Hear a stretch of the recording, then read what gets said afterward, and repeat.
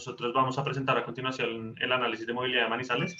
El grupo está integrado por José Pavón, Zúñiga Velázquez y quien les habla Miguel Ospina.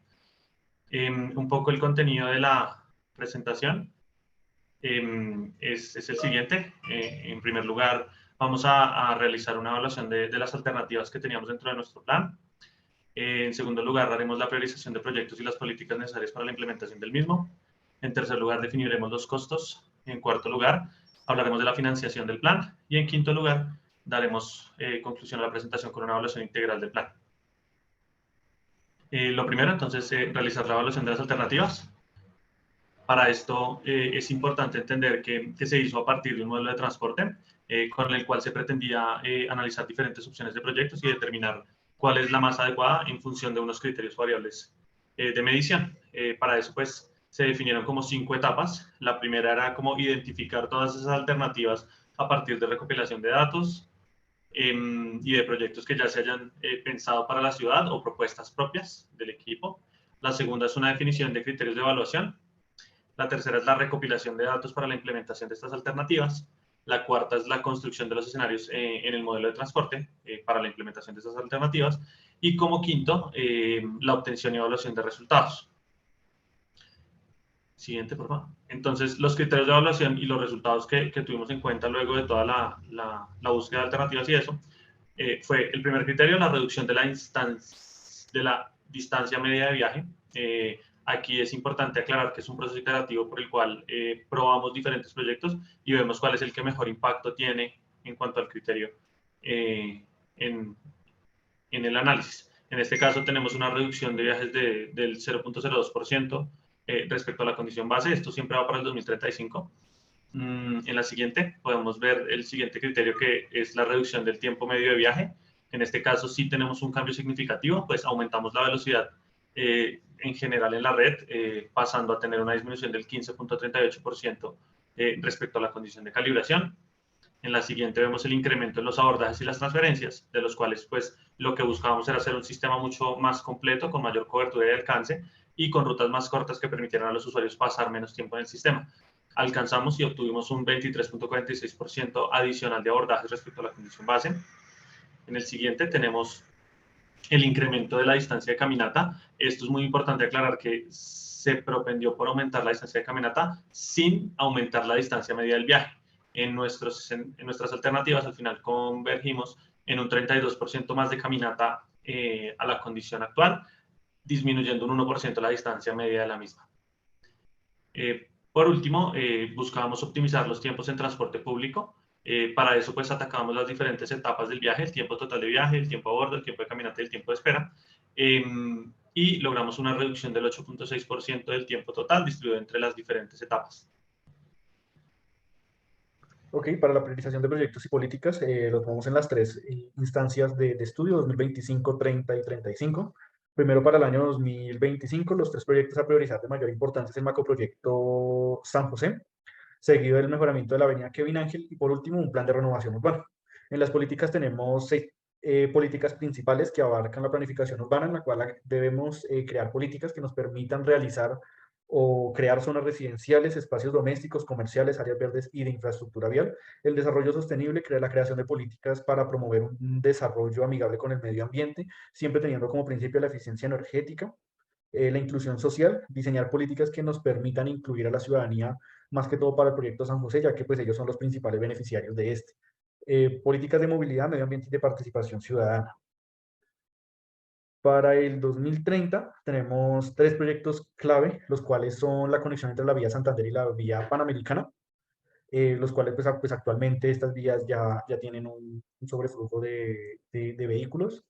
Adicionalmente, la continuación de la calle 48 hasta la avenida Santander, que pues actualmente tiene un corte. Ya con la expansión podemos mejorar el flujo en la zona y seguir con los planes de renovación urbana. Para esto, pues las 3 políticas principales es realizar un diseño vial y de movilidad, en el cual la política pública nos ayuda a una vía ampliada, considerando pues el número de carriles, que serían 2 carriles para autos, 1 de bicicletas y los senderos peatonales.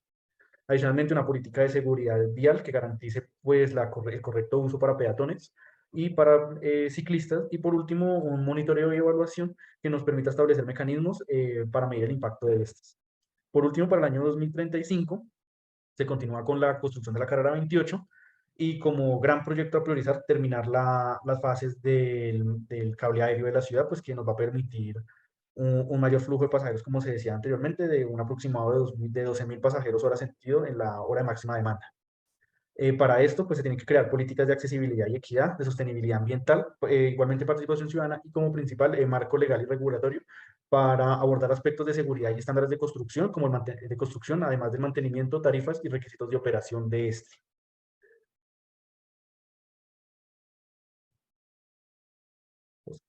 En cuanto a los costos de implementación, esto lo hacemos con el fin de empezar a hacer un análisis de cómo sería la financiación. Para iniciar la financiación necesitamos saber cuál sería el coste de la inversión para realizar estos proyectos, por lo cual tenemos dos proyectos para el 2025, en donde para el macroproyecto de San José solamente se tuvo en cuenta lo que sería la nueva conexión vial y se calcularon con respecto al costo promedio por carril y por kilómetro, para así dar un total de 1.620 millones, pues lo mismo el cable aéreo de la línea 3 sería de 151.000 millones.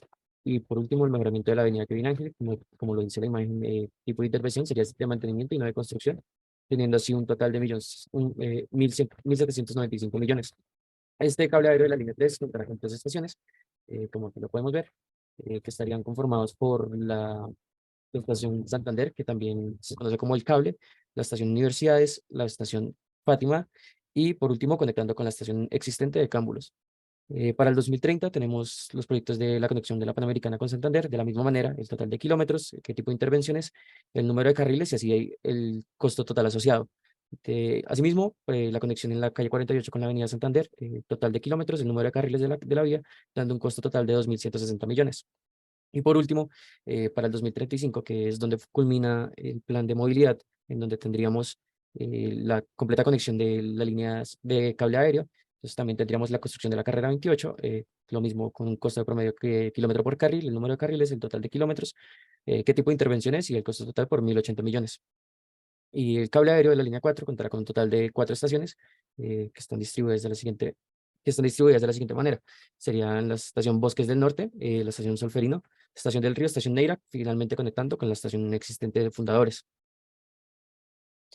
Bueno, en cuanto a lo que más nos compete en esta presentación, creemos que lo más importante es la implementación de los cables, así que actualmente tenemos dos líneas de cable, en donde se tienen 3 estaciones para la primera y una estación adicional para la segunda, que es la de Villa María. La longitud total también se encuentra presentada en pantalla y nos parece importante mencionar acerca de el estudio que realizó la firma STIR acerca de cómo se vería los costos para esta línea 3.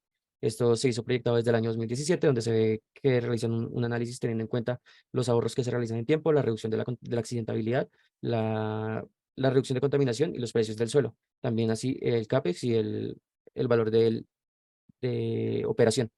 Esto les arrojó un resultado, un beneficio costo de 1,14, un BPN de 9.217 millones, dando así que se tendrían beneficios, ya que el beneficio costo es mayor a 1 y el BPN mayor a 0. De la misma manera con la línea 4, el mismo estudio para 2017 de la consultora STIR, en donde se obtuvo al final que el beneficio costo para la línea 4 del cable aéreo sería de 1,07 y el BPN de 2.480 millones. En cuanto a la financiación, establecimos los supuestos con unas condiciones de crédito en donde se tendría una amortización constante, una temporalidad de 12 años y una tasa respecto al DPF más el 2%, que es como lo establece FINDETER. Los ítems contemplados en la etapa del CAPEX serían estudios y diseño, compra de predios, todo lo que tiene que ver con la obra civil y con la compra del equipo electromecánico, que es lo que haría que funcionen las estaciones. Y aquí vemos cómo sería esa distribución de aportes. También la encontramos en el estudio de STIR, en donde se tiene que al final la representación de deuda sobre el total de la inversión sería de 22,7% para el caso de la línea 3 y la representación de deuda para la línea 4 sería del 29,7% con un total de 72.000 millones. Por último, para la evaluación integral tenemos que la distribuimos en 4, que es objetivos metas, modos de transporte sostenibles, participación ciudadana, infraestructura y transporte público. Como objetivos y metas, pues tenemos principalmente siempre la reducción de emisiones, lograr una movilidad sostenible, una accesibilidad universal, una seguridad vial y una eficiencia en el transporte. Para esto debemos tener modos de transporte sostenibles, en el cual tengamos una eficiencia y que sea eficiente, una infraestructura para bicicletas, una peatonalización, un sistema de bicicletas compartidas y un transporte eléctrico. Adicionalmente, una integración multimodal entre lo que actualmente existe de buses con la integración de los cables aéreos. Para esto, siempre es muy importante tener una participación ciudadana en la cual se le consulta al público, se realizan mesas de trabajo, hay plataformas en línea en las cuales ayudan a medir índices de satisfacción actual y futuros, dependiendo de nuestro escenario. Y por último, una infraestructura de transporte público en el cual haya una red de cobertura, paradas y estaciones cercanas a las personas, buena señalización y accesibilidad ante todo. Siempre teniendo en cuenta que Manizales, al ser una ciudad montañosa, pues presenta un desafío para la movilidad de la ciudad. En términos de infraestructura y de calidad de vida y de accesibilidad de la malla vial, Manizales se considera la creación de carriles exclusivos para autobuses, vía de bicicletas y una estación de transporte público. Y ya por último, pues la participación ciudadana como índice fundamental, ya que Manizales, al ser considerada una de las ciudades universitarias del país, presenta una gran población flotante, el cual pues es uno de los públicos objetivos o como del mayor grosso modo para tener hacia la ciudadanía en general. Muchas gracias.